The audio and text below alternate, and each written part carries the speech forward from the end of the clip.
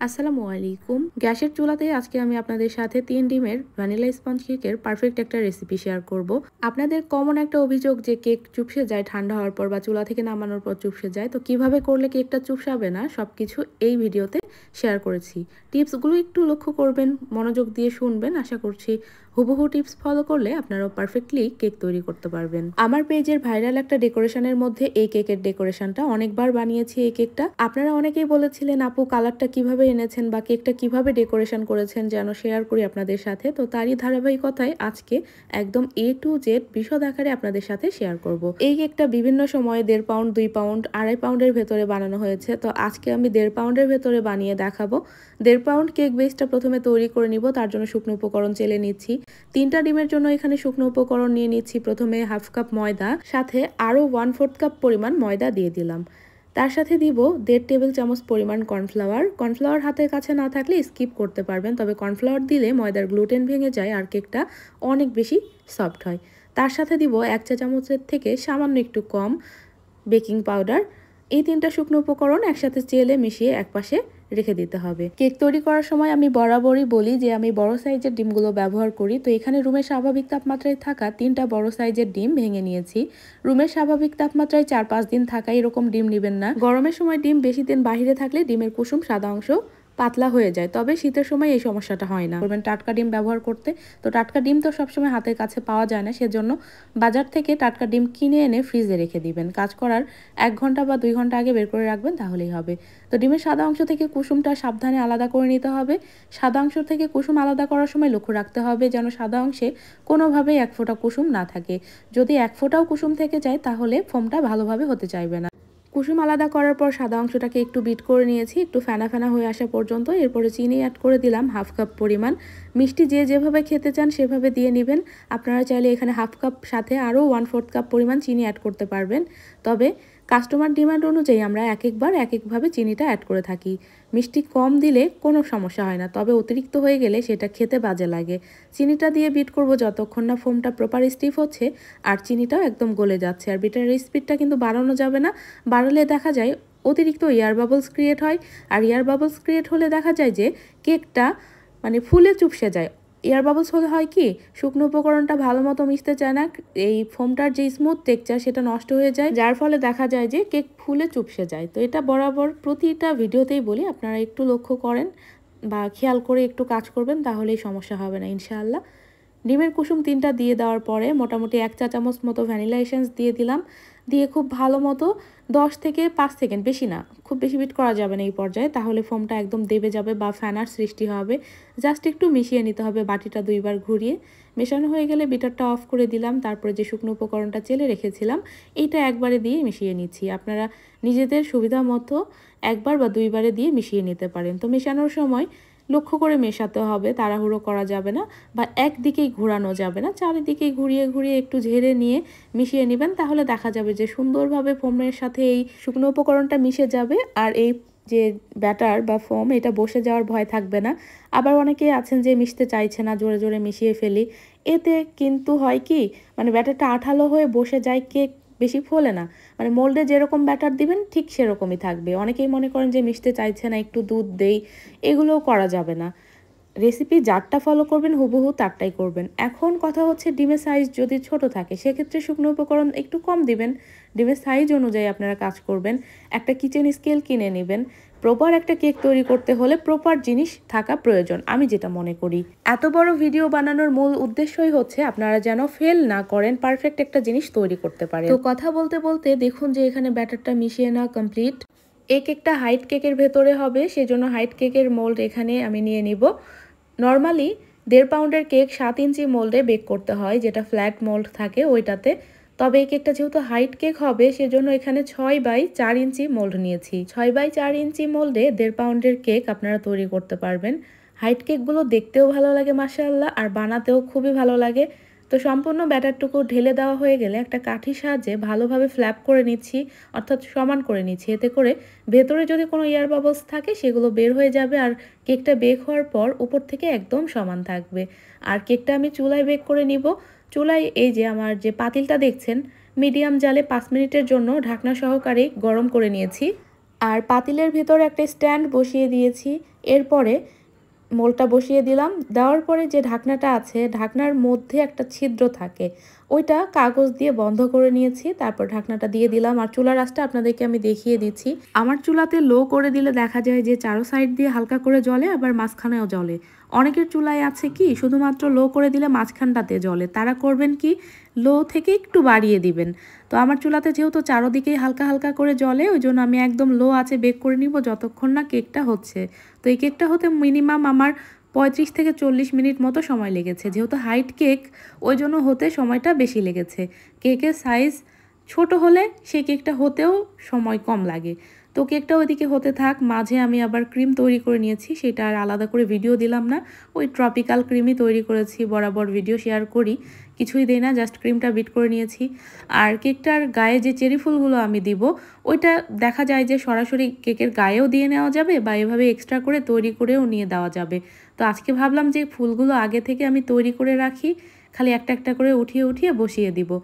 আর আমি 101 নাম্বার যে cherry nozzle আছে, ওইটা দিয়ে ফুলগুলো তৈরি করে নিচ্ছি। আর যেহেতু ছোট সাইজের নজেল, আর ফুলগুলো দেখুন মাশাল্লাহ ছোট ছোট করে তৈরি করা হয়ে যাচ্ছে। তো এভাবে আমি বেশ কয়েকটা চেরি ফুল তৈরি করে নিব।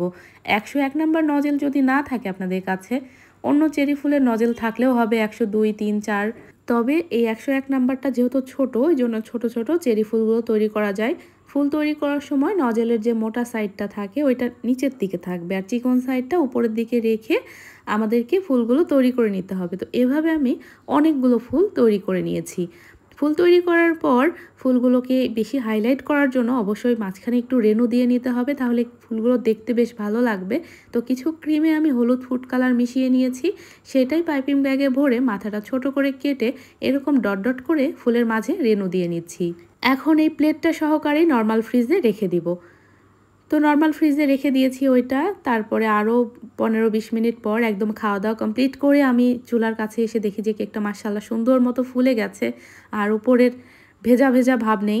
আরেকটা কথা, হ্যাঁ, কেকটা না হওয়ার আগে যদি আপনারা ঢাকনা খুলে ফেলেন তাহলে চুপসে যাবে। আপনারা এরকম কাচের ঢাকনা ব্যবহার করবেন, তাহলে উপর থেকে দেখাই যাবে কেকটা কতটুকু হলো না হলো। যখন দেখবেন যে একদম ড্রাই ড্রাই লাগছে, তখন বুঝে নিতে হবে কেকটা হয়ে গেছে। তো কেকটা প্রপার ঠান্ডা করে নেওয়ার পর আমি আপনাদেরকে দেখাচ্ছি। উপর থেকে এই যে বেকিং পেপারটা সরিয়ে নিচ্ছি, মাশাআল্লাহ নিচের দিকে খুব সুন্দর একটা কালার এসেছে। আর যেহেতু কাচের ঢাকনা ব্যবহার করেছি আর বড় কেক, ওই জন্য উপর দিকে কালারটা আসেনি। তবে স্পঞ্জ কেকে কালার আসলেই কি না আসলেই কি কোনো যায় আসে না। পাউন্ড কেক হলে তাহলে একটা কথা ছিল। তো কেকটাকে আমি 3টা ভাগে ভাগ করে নিলাম।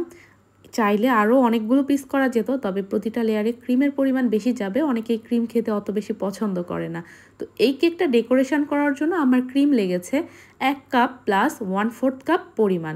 আর এখানে ট্রপিক্যাল ক্রিমটা আমি বিট করে নর্মাল ফ্রিজে এভাবে ঢেকে রেখে দিয়েছিলাম।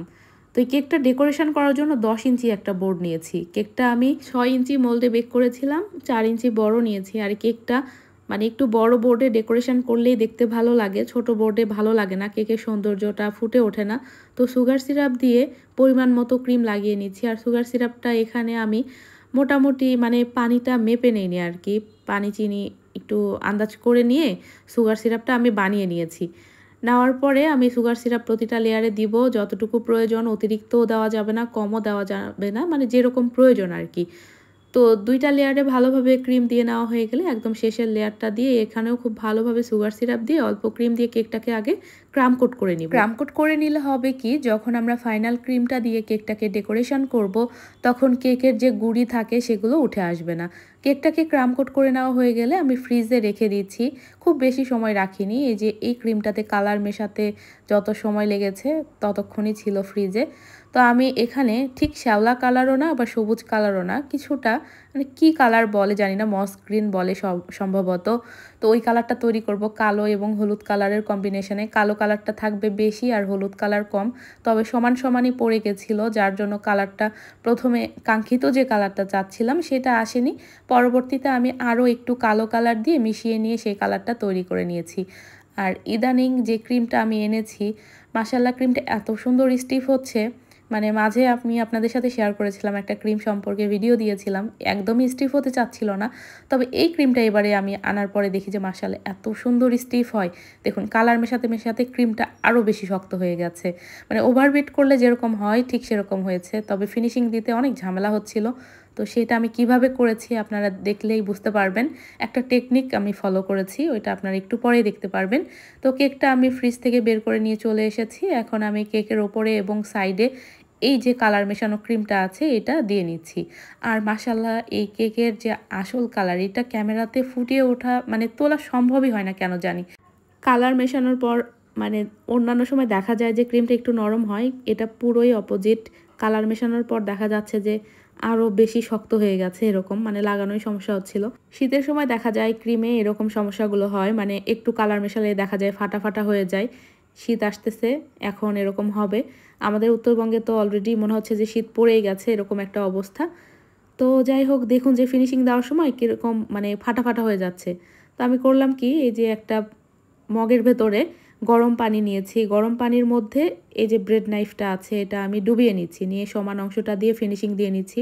গরম পানিতে এভাবে ডুবিয়ে নেওয়ার ফলে মানে খুব সুন্দর ফিনিশিং দেওয়া যাবে। গরম পেয়ে ওই ফাটা ফাটাটা একদম স্মুথ হয়ে যাবে, সুন্দরভাবে ফিনিশিং দিয়ে নেওয়া যাবে। আর পানিতে চুবানোর পর কিন্তু মোছা যাবে না, ওই পানি সহই ফিনিশিং দিয়ে নিতে হবে।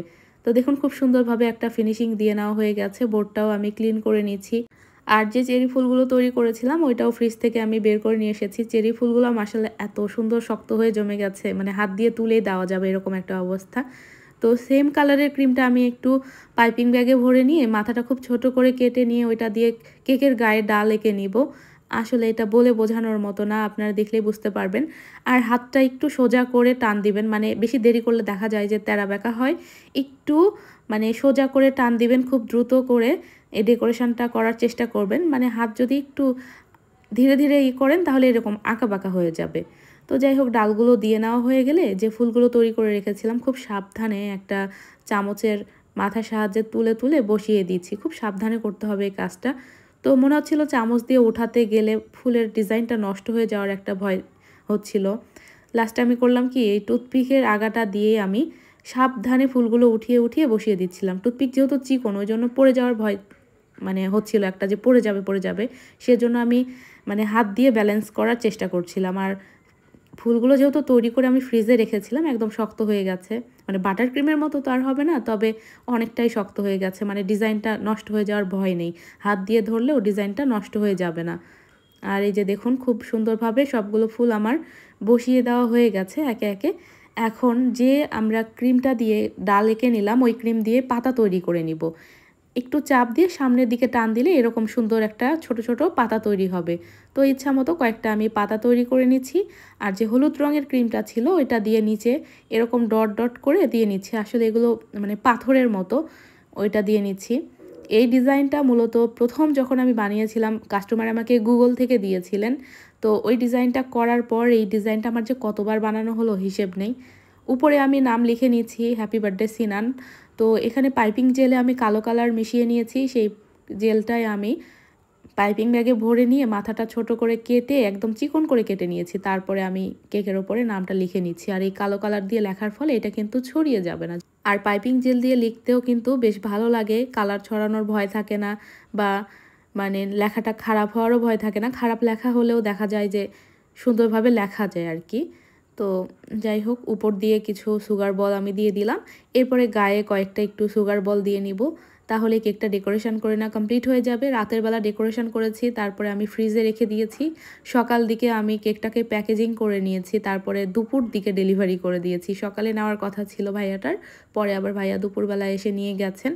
তো কেকটা যেহেতু হাইট, ওই জন্য নর্মাল বক্সে দিলে ঠেকে যাওয়ার ভয় থাকে, ডিজাইন নষ্ট হয়ে যাওয়ার ভয় থাকে, সেজন্য এখানে হার্ড বক্সগুলো দিয়েছি। আর হাইট বক্স যেগুলো ডল কেকের বক্স হয় বা 2 টিয়ার কেকের বক্স হয় সেগুলো দিয়ে দিয়েছি। আর কেকটা বলা হয়েছিল 1.5 পাউন্ডের ভিতরে বানাতে, তবে 1.5 পাউন্ডের বেশি হয়ে গিয়েছিল ওজনটা আপনাদেরকে আর দেখানো হয়নি। এই কেকটার দাম রেখেছিলাম 900 টাকা।